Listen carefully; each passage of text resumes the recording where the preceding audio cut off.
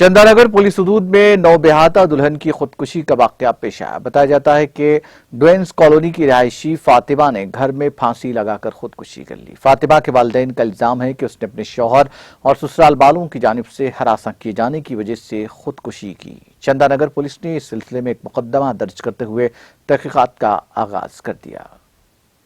डोइन्स कॉलोनीలో ఫాతిమా అనే 24 ఏళ్ల అమ్మాయి వాళ్ళ భర్త సరిగా ఫోన్లో మాట్లాడట్లేదని, మీ ఫోన్ మెసేజ్ ఇచ్చిన రెస్పాండ్ ఇవ్వట్లేదని, సరిగా చూసుకోలేదు. కొత్తగా పెళ్ళి 7 months అయింది.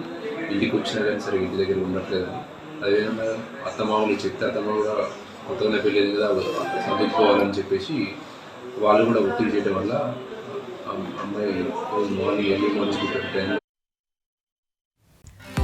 नाज़रीन, हमारे टीटीवी न्यूज को सब्सक्राइब करें, बेल आइकॉन को प्रेस करें, शेयर करें और लाइक करना ना भूलें। और किसी भी एडवर्टाइजमेंट के लिए हमारे इस नंबर पर कांटेक्ट करें। हमारा नंबर है 9550102020 पर।